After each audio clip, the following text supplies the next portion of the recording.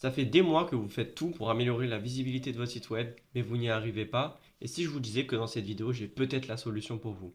Moi, c'est Loïc, je suis CEO de SEOia et dans cette vidéo, je vais t'expliquer comment faire un audit SEO pour améliorer la visibilité de ton site web, mais je vais surtout te donner la technique que j'utilise pour faire mon audit SEO.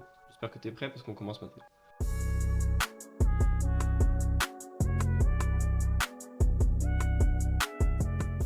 Alors déjà, il faut savoir que faire un audit SEO, c'est très important pour pouvoir par la suite améliorer la visibilité de votre site web. J'ai déjà fait une vidéo sur comment faire une analyse SEO et j'ai en partie expliqué quels étaient les éléments d'analyse et comment les faire, mais je ne vais pas forcément revenir là-dessus, d'accord?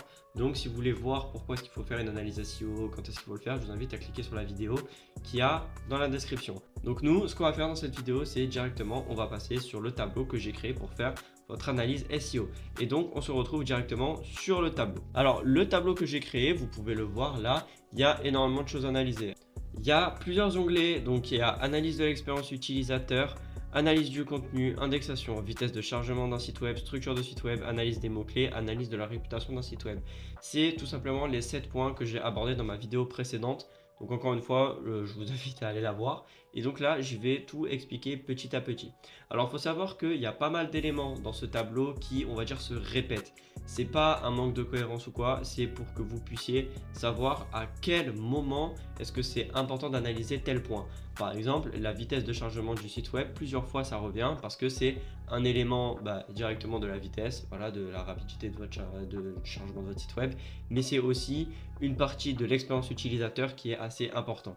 Donc on va directement commencer par justement cette expérience utilisateur avec d'abord la navigation. Alors là, je vais vous expliquer comment fonctionne le tableau. Vous avez les éléments analysés ici, les résultats sur cette colonne, donc c'est soit oui, soit non, soit NA, donc voilà, non, vous avez rien à dire tout simplement.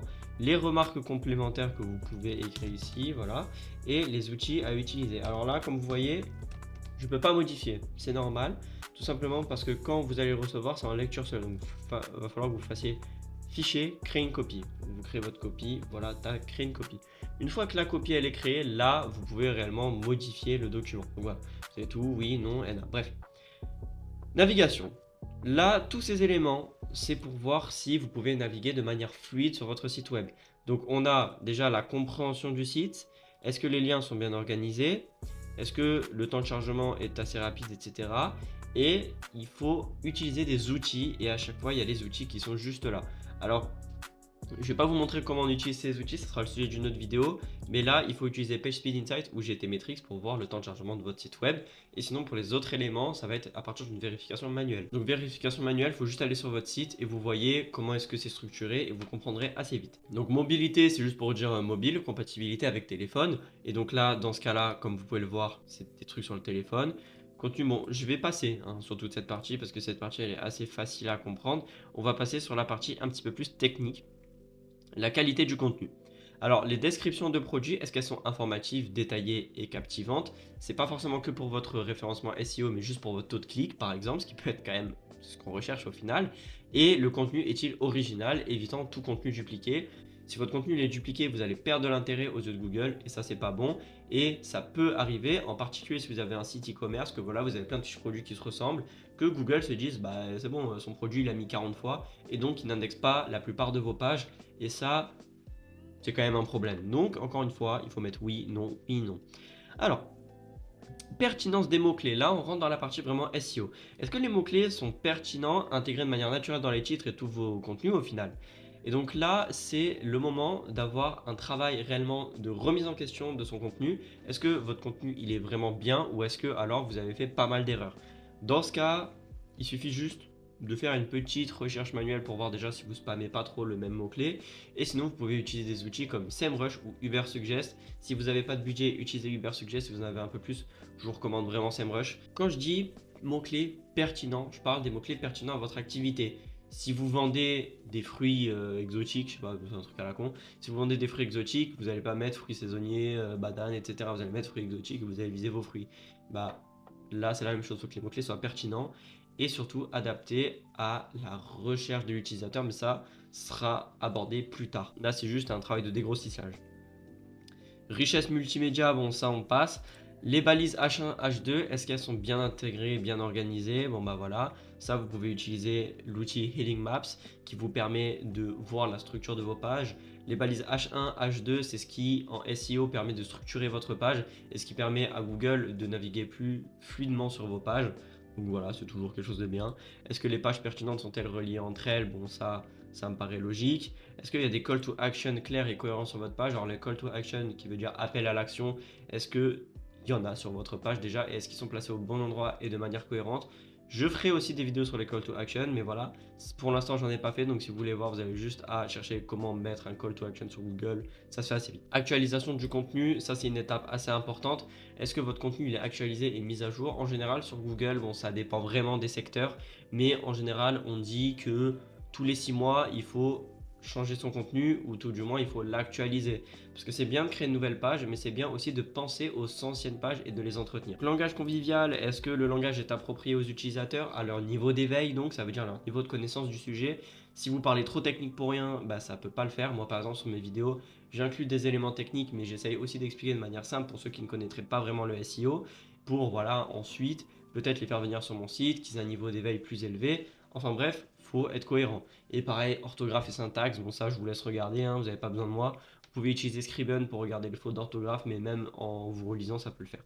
Maintenant, l'indexation qui est très important. Alors, l'indexation, je vais rapidement expliquer ce que c'est, au cas où, si vous ne savez pas ce que c'est. L'indexation, c'est si vos pages, elles apparaissent sur Google, oui ou non. Bon, voilà, c'est plus complexe que ça, mais globalement, c'est ce que je peux dire de très global sur ça. Combien de pages de votre site sont indexées sur Google? Soit vous entrez à la commande site, votre nom de site. Alors ça, c'est bien pour voir à peu près le nombre de pages que vous avez, mais surtout pour voir si une page elle est indexée, si vous ne pouvez pas passer par Google Search Console. Mais le mieux, c'est de passer par Google Search Console, voilà, parce que vous êtes sûr d'avoir des données exactes. Votre fichier Robotext bloque-t-il des pages importantes? Le fichier Robotext est ce qui va donner les instructions à Google de ce qu'il doit indexer ou non.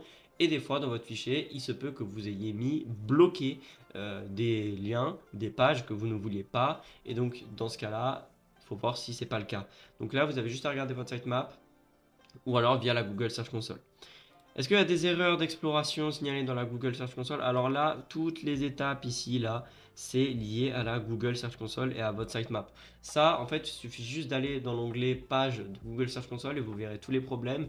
Et à chaque fois, Google vous explique pourquoi est-ce qu'il y a un problème à ce niveau-là. Donc vous allez juste à cet onglet-là et vous trouvez quels sont les problèmes, ce que vous pouvez régler, ce que vous ne pouvez pas régler, etc. Vitesse de chargement de votre site web. Ça, mon Dieu que c'est important. Les sites lents, c'est vraiment un très mauvais indicateur pour Google. Je vous dis, c'est environ 3 secondes pour que le site soit utilisable. Pas forcément chargé complètement, mais au moins utilisable.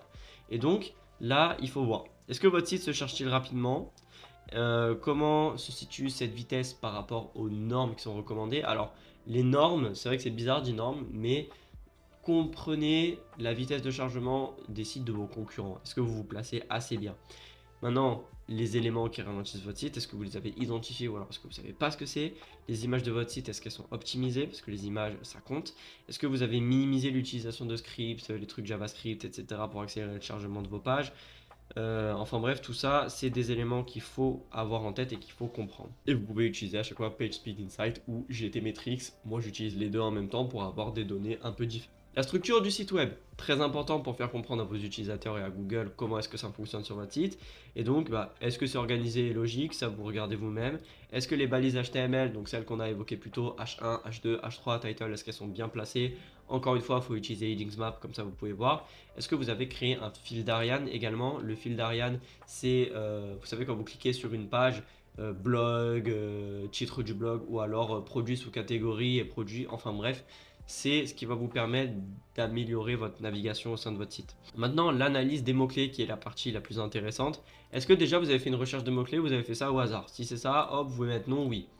Est-ce que vous avez identifié les mots-clés cohérents avec les ressources de votre entreprise? Ça veut dire quoi? Ça veut dire qu'on se base sur 3 données. Le volume de recherche, la difficulté et le coût par clic. Mais en particulier les 2 premières données. Si vous avez un site avec très peu de ressources, vous n'allez pas pouvoir viser des mots-clés avec une difficulté de 60. Et inversement, si vous avez un site avec énormément de ressources, vous n'allez pas viser des mots-clés à 12 de difficulté avec un volume minable. Voilà, il faut adapter en fonction de ses ressources. Donc, est-ce que déjà vous avez évalué les métriques de ces mots-clés? Donc, ce que j'ai dit. Le cocon sémantique, c'est tous les mots-clés associés à votre mot-clé principal. Est-ce que vous les avez intégrés de manière naturelle dans vos pages? Est-ce qu'il n'y a pas un bourrage? Est-ce que vous spammez pas trop les mots-clés? Est-ce que vous optimisez vos balises, toutes vos balises SEO correctement? Va falloir regarder. Vous pouvez utiliser SEMrush, Ubersuggest et une vérif manuelle ainsi que Heading Maps encore une fois. Et le dernier point clé, c'est l'analyse de la réputation de votre site web. Alors, est-ce que vous avez surveillé les avis et les témoignages de votre site, donc par exemple sur Trustpilot, sur GoWork, sur des comparatifs en ligne, etc. Est-ce que vous avez répondu à ces avis? Est-ce que vous avez identifié les sources de vos backlinks, donc des sites pointant des liens vers votre site? Est-ce que vous avez identifié ça ou est-ce que vous ne l'avez pas fait? Est-ce que vous avez surveillé les mentions de votre marque sur Google? Donc est-ce que vous faites des veilles de votre marque régulièrement? Est-ce que vous regardez pareil les mentions sur les réseaux sociaux? Est-ce que les liens qui viennent vers vous sont des liens de qualité? Parce que ça peut être des liens de mauvaise qualité qui nuisent à votre SEO. Est-ce que les encres de ces backlinks, donc les mots à partir duquel l'utilisateur peut aller sur votre site, est-ce que c'est toujours le même? Dans ce cas-là, c'est considéré comme un peu cancer par Google et donc Google va plus vous pénaliser qu'autre chose. Est-ce que tout ça c'est fait? Et les derniers deux petits éléments que j'ai calés là, c'est plus des éléments de sécurité, c'est des éléments un petit peu à part. C'est certificat SSL et est-ce que votre site il est sécurisé? Je l'ai mis dans réputation parce que ça fait partie de la sécurité de votre site. Dans ce cas-là, il faut juste vérifier manuellement si votre site est assez sécurisé. Avec ça, normalement, vous êtes en mesure de passer d'un site web à très peu de visites à un site web avec pas mal de visites. Pourquoi? Parce que à partir justement de tout ce diagnostic que vous avez fait, vous allez voir quels sont vos problèmes et comment vous pouvez les résoudre. Ça sera beaucoup plus simple de résoudre un problème une fois qu'il est identifié. Parce que souvent sur un site web, il y a beaucoup de problèmes mais on ne sait pas forcément lesquels c'est. Donc là, une fois que vous avez identifié tous les problèmes, hop, vous les réglez et c'est bon. Bref, c'était Loïc de SEO IA. Je vous souhaite bon courage pour votre audit SEO et je vous dis à la prochaine. Ciao.